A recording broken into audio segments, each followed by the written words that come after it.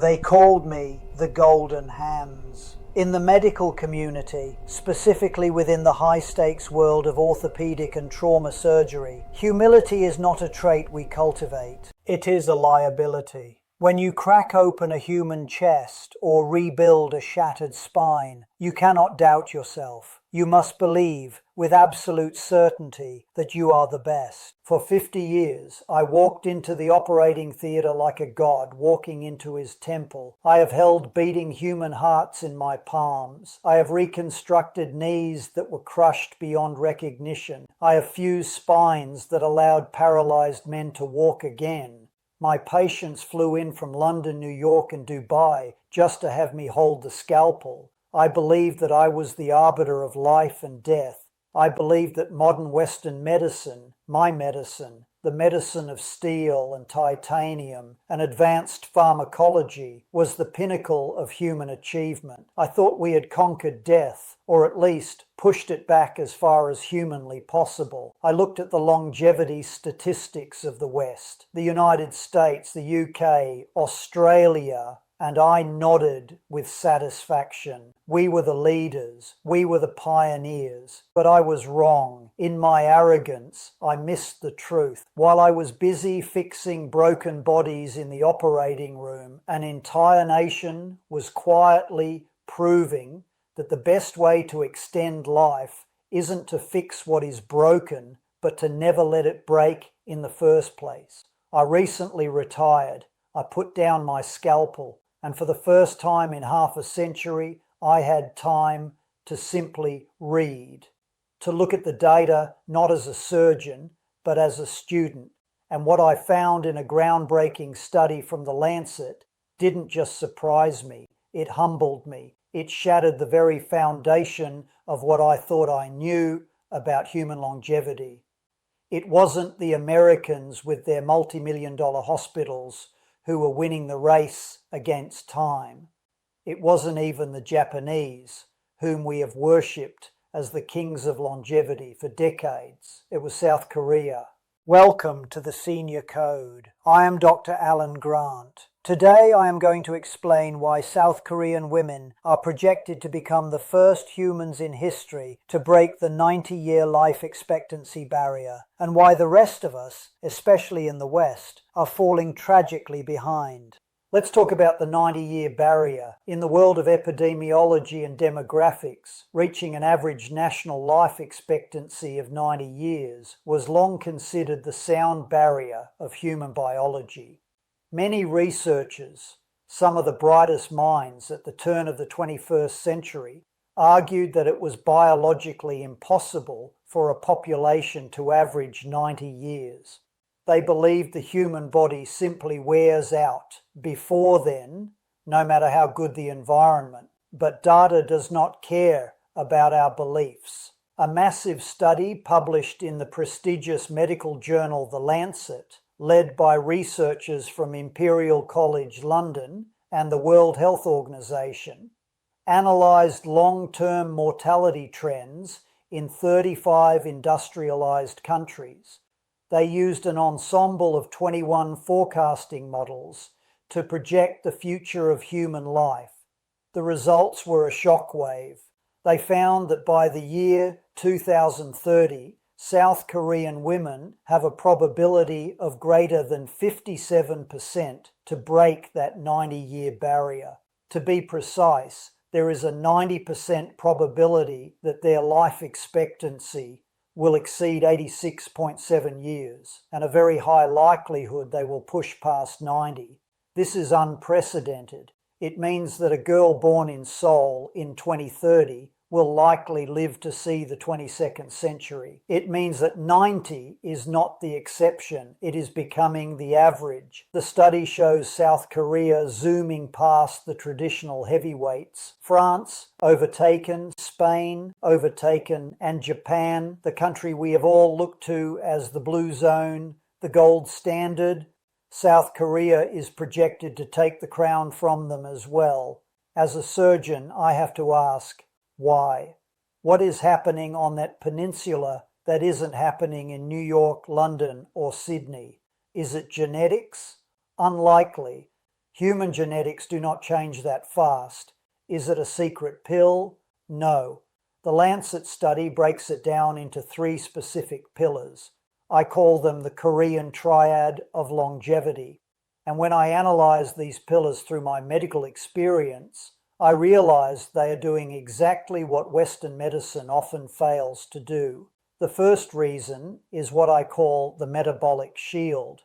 In my 50 years of practice, do you know what the single biggest complicating factor in surgery was? It wasn't the complexity of the fracture. It wasn't the patient's age. It was obesity. Operating on an obese patient is a nightmare. The visceral fat makes accessing organs difficult. The strain on the heart during anesthesia is immense. The recovery time is double. The infection risk skyrockets. The West is drowning in an obesity epidemic. In the United States, the UK, and increasingly in Australia, we are seeing average BMIs climbing into dangerous territories. High blood pressure, hypertension, is the silent killer that destroys kidneys, causes strokes, and weakens the heart muscle until it fails. But South Korea stands as an anomaly in the industrialized world. According to the study, South Korean women have maintained a significantly lower body mass index and lower blood pressure compared to most Western countries. They have industrialized, yes. They have become wealthy, yes. But they did not adopt the Western diet of processed sugars and massive portions that typically comes with wealth.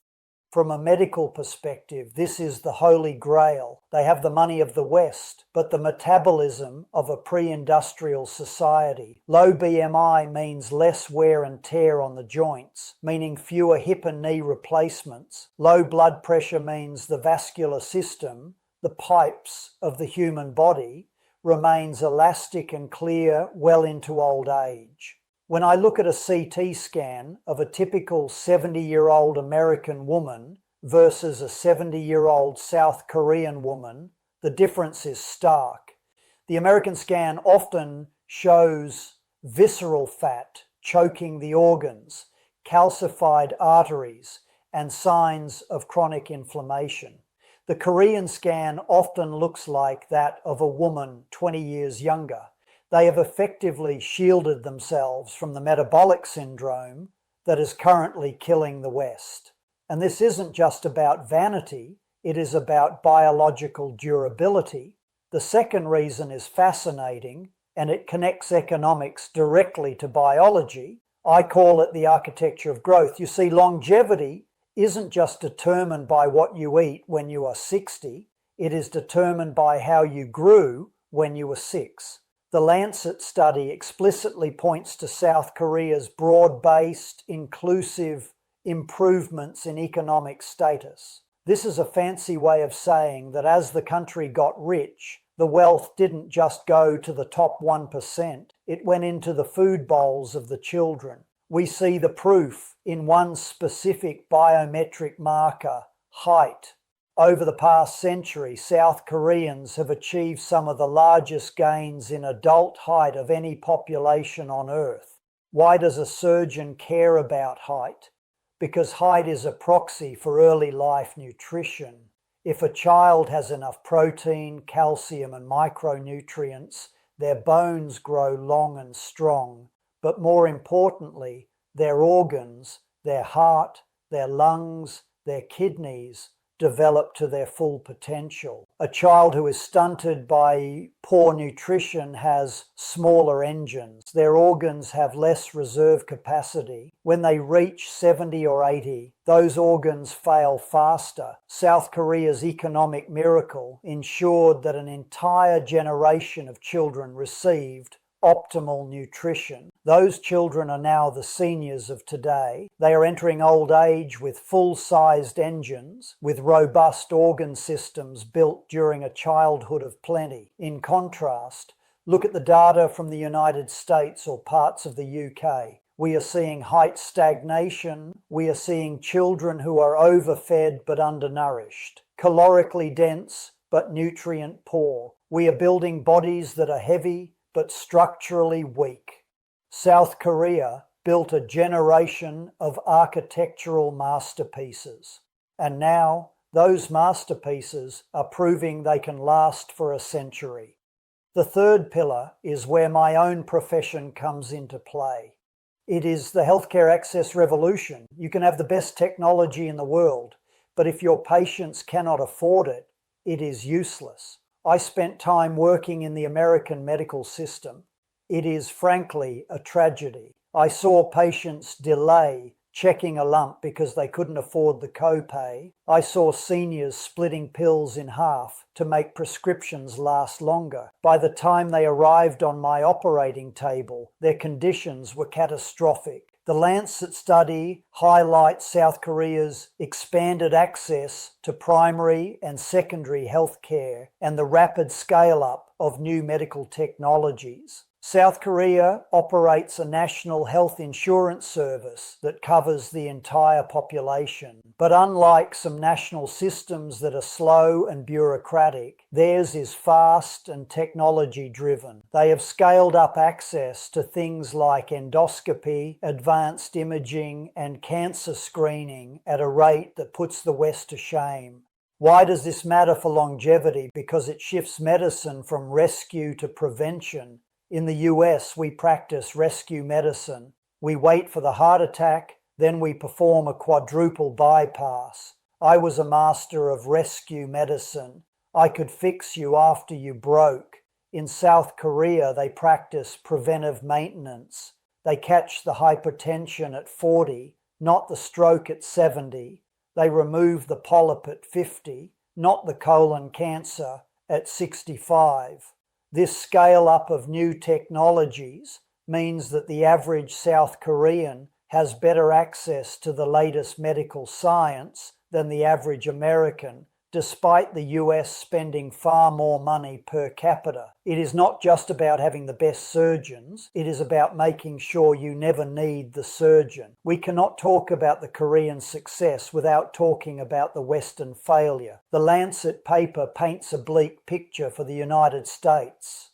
While South Korea is rocketing toward 90, the USA is falling behind. The projections show the US having some of the lowest life expectancy gains among all high-income countries. Why? The study is brutal in its honesty. High and rising health inequalities, insufficient and inequitable health care, and the highest BMI of any high-income country. The US is the only OECD country without universal health coverage. It has the highest homicide rate, the highest maternal mortality, and stagnation in adult height. As a doctor, this breaks my heart. We have the best hospitals in the world. I have worked in them. We have the best research, but we are failing our people. We are letting inequality and lifestyle diseases erode our lifespan. We are dying younger, not because we lack the science, but because we lack the system and the discipline that South Korea has mastered. So, what does this mean for you? You might not be a South Korean woman living in Seoul. You might be watching this from Ohio or Manchester or Melbourne, but you can adopt the Korean code. First, protect your metabolism. Reject the Western diet of excess. Value leanness. Monitor your blood pressure like a hawk. Your arteries are your lifeline. Keep them soft. Second, invest in nutrition.